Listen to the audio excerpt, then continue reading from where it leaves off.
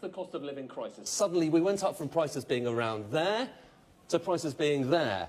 And you don't really see that in this data, okay? Because inflation is really just measuring the difference between that and that. And if you look at those two lines, you're talking about a 2.3% change. That's the number we're talking about today. But for a lot of people, it's not about that. It's about the difference between this and that. And when you look at the difference between this and that, that's 20%. And I think that's the dichotomy here between these inflation numbers where it looks normal and this, which is really not normal at all. Look at that. Like, everything is expensive, from rent, groceries, car payments, food, travel, holiday destinations. Even the smallest thing that you want, costs have gone crazy. I know I live here in Vancouver, and if I tell you the type of payments that people are paying, especially when it comes to rent. If you try to get yourself a studio apartment in this city, oh my God, you best be lucky to even find anything close to like 2,000. And sure, you can probably now move in with your boy in like a 2-bedroom, but you're probably paying upwards in the 2,800 plus. It's like ridiculous. If people are looking for alternative ways to downsize, I don't blame people wanting to travel all the way out to Asia or Africa or South America to look for a cheaper cost of living. But you don't want to work like living on the edge. $2,000 a month, and my rent is $1,660. Sadly, this is getting to be the story of pretty much everybody out there. I haven't rented since I was in my 20s, so I've been out of the housing market forever on this shit. But I tried to help my niece get a place about 6-8 months ago, something like that. And she was telling me everything she found was $1,900, $2,300, and I'm like, Jesus Christ, sweetheart, you just let me look for you. There's something out there, $500-$600 a month that's decent. I'll find it. $500-$600, man, you'd be lucky if you found like a small unit of a basement with that price. But the competition is even stiff because everyone wants to move here or into a bigger city or bigger town. Like, with so many people coming in, it obviously puts a high pressure on real estate, but it's not making it any easier. There's not. Like, how? I mean, why? Why did we get to this point? Why is just a decent place to sleep and cook and survive exist? Why is it $3,000, $4,000 a fucking month? Even the comment section, even the dudes was like, even the ghetto is expensive now. And even being single, it makes it even harder. Yeah, I think I remember seeing this one particular stat online that's talking about like how couples these days, even if they don't love each other or whatever, they're literally sticking together just so that they can able to overcome the cost of living. It'll cost way more to live by yourself than if you were living with your partner. It's like, damn if you do and damn if you don't. And it's not for everyone, of course, but it is for a good number of people. But that article was out there for letting everyone know. If I have it and I happen to find it, I'll post it. How are people affording life right now? How are people tackling this cost of living on the average American salary? I just watched a TikTok of a teacher who makes a teacher's salary. I don't know what state she's in, so I don't know how much she makes, but her 1-bedroom apartment is $2,000. And it really makes me sad for some people. You have people who are like her. She's single, she has her own salary, or families where it just works out best for them for the mother to stay home. And if the father is just making an average American salary, how are they affording life without going in a bunch of debt? And here's another comment. You know, I'm making the most money I've ever made and still not enough to cover the cost of living. Look how many people like that, 10,000. People can relate to that because it's so flipping true. Like, you can make so much money and you're just literally still struggling. You'll try everything to get by and you think, okay, I'm making more money. I'm doing all these extra shifts. I have a side gig. And even then, after all that costs and expenses removed, you still feel like you're still underwater for slightly. You just, maybe just enough for your nose to breathe. How are you? I am under the water. That's how crazy it is. Sugar, flour, bread. Those are basic food. Eggs. You can't buy eggs. Even lime. You could have get a 50p lime. Now it's £1. Everything is going up. Clothes and things, they're not going up because you don't need clothes, but you need food. Wages doesn't go up. In the COVID time, I put my life on the line to save other people. But yet still, I get no thanks, nothing. My wages doesn't go up. My children can't find food. You used to eat 3 times a day. Now you have to limit it to 1 time a day. I also think that this is a worldwide problem and not just a one location problem. Like, yeah, you can go to Thailand or Colombia or those areas for cheaper cost of living.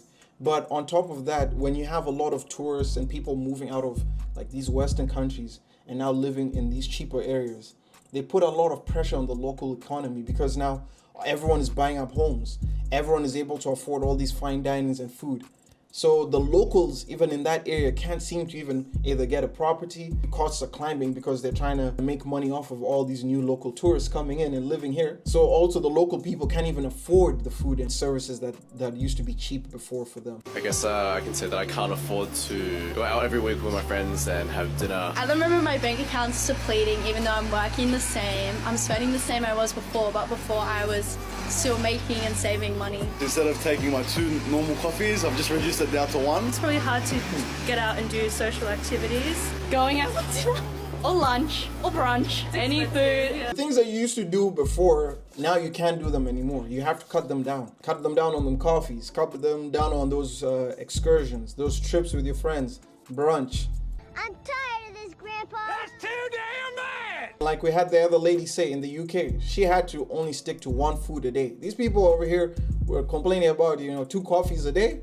You're well off if you're having 2 coffees a day. Some places are way worse than others, but I can see the pain is universal. We begin this morning with a concerning new look at how many Canadians are struggling with the rising cost of living. 1 in 4 people living in poverty in this country. Those numbers coming from Food Banks Canada. It found the poverty rate is actually higher than the 10% estimated by Stats Can using metrics out of Europe. The report says 25% of Canadians cannot afford 2 or more household essentials, putting them below the poverty line. That includes 30% of 18 to 30-year-olds.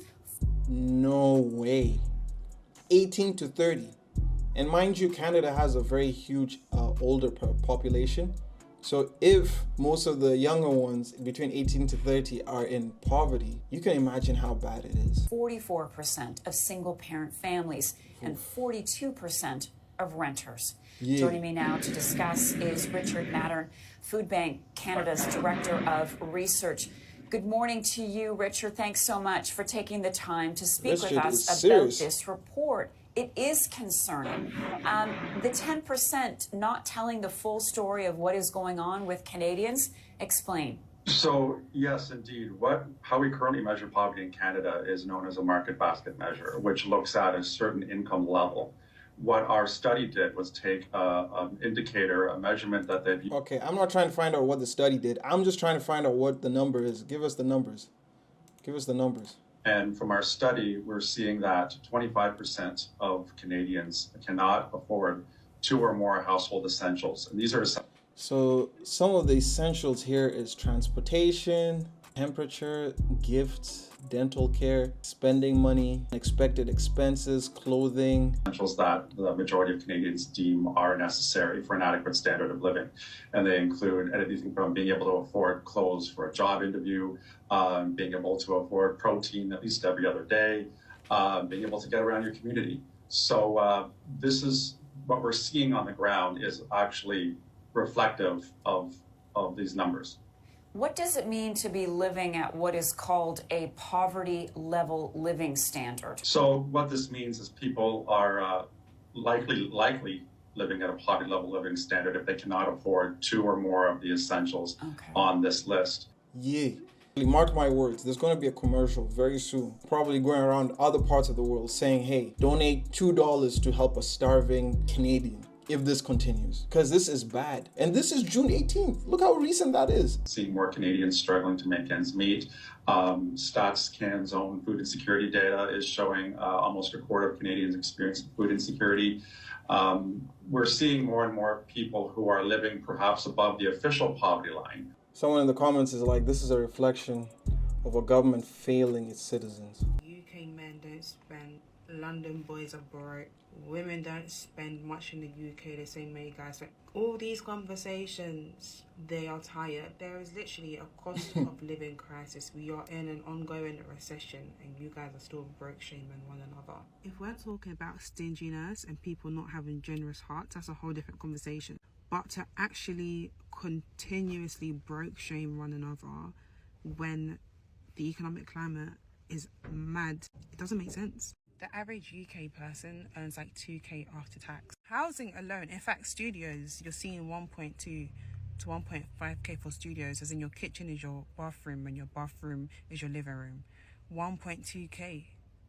And that's not including bills. So just for common housing, that's how much more than half your salary, if you earn the average UK salary, is gone just on housing. Is the average person even supposed to get by? And then you guys have decided to bring dating into the mix and saying everyone is broke and this and that and the other. Yeah, we are. 100%. Yeah, we are. The difference between me and you lot is I will actually own it. I am nowhere that I want to be financially. I'm doing good, but I'm not doing great because I'm not a millionaire.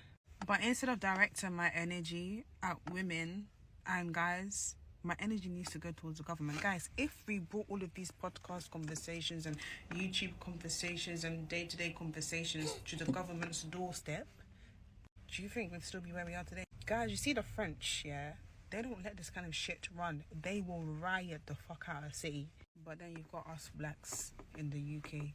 And also the white people in the UK were just so passive, getting onto each other, but not getting onto the actual main central enemy, the government. I couldn't have said it better myself. I mean, to be honest with you, have you seen what the French people are doing? Oh my God, they fought, and on top of that, I think they're still fighting to this point to, make sure the change comes into their country.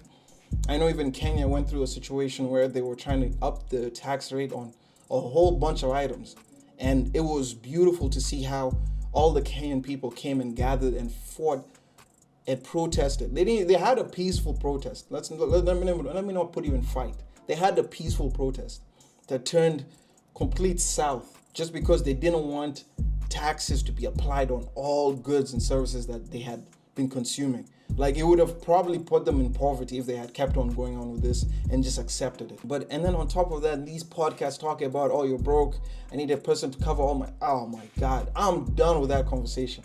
Every time I see it, I just say not interested, because I'm not trying to listen to another conversation about how someone needs to cover all my bills and he's not a high value man. Oh, Jesus Christ. Oliver Forbes is studying finance. He doesn't need a degree to know Brisbane's expensive. Definitely probably more difficult now. This is Australia. Was for my parents. 18 and looking at home ownership as a pipe dream. It's so hard to be able to aim for. Brisbane's now ranked severely unaffordable, featuring on a demographer's list. Yes, there we are. Most unaffordable cities. In fact, this is the one list I was going to pull up to show you how expensive where I'm at is. Look, Hong Kong is number 1. Sydney is number 2. The same place that I'm not sure that's where he is right now, but imagine Sydney, Australia. Vancouver, number 3. We're even more expensive than San Jose and Los Angeles and Honolulu. Those places are expensive when you go out for vacation, but we're more expensive than those places. Not to mention, we don't even have good weather like they do. At least, with Los Angeles and San Jose and Honolulu, you can actually enjoy the weather. But Vancouver is hella cold during the wintertime. And then we get summer for 2 months, maybe 2.5, and then that's it. But it's crazy. Unaffordable? You come here, you'll find out. List of costly cities across China and 7 Western nations. Brisbane came in at 13. Look at it. Even Toronto is number 11. Granted, Toronto has a lot of things going on for itself. You have lots of opportunity, but you're just constantly seeing a concrete jungle. There's never a time where you can actually go out and be like, oh, let me go hiking, or let me go and check out the woods or something like that, or camping. Par with Miami and Greater London, where median house prices are 8 times median household incomes. It's probably never been less affordable to break into the property market. It's been 2 years now since interest rates started climbing and borrowing power plummeted, and Brisbane home prices have proved resilient, up 14%. Jesus. A surge of interstate arrivals is slowing, down considerably on 2021 levels. Still, Queensland's population grew 2.6% last year. That's more than 140,000 people. Compare that to the number of new homes given building approvals, And there's part of the problem. Construction industry constraints have made it incredibly challenging. There's been a consistent mismatch between demand for housing and the supply of new housing. They're experiencing the exact same problem we are experiencing in Canada, like identical. Like lack of homes available, huge immigration, high cost of homes, and so many weird policies and laws needed in order to just get permits to build homes. But I would like to hear what you guys are experiencing. Like, what is it in your country? What are the costs of living? How much do you even pay in rent? Are you even able to survive with all of that? I'd like to hear what you guys think. And then we'll be able to feature them in the next video. But other than that, I hope to see you guys in the next video. And if you like the video, drop a like. I'll catch you later. Peace.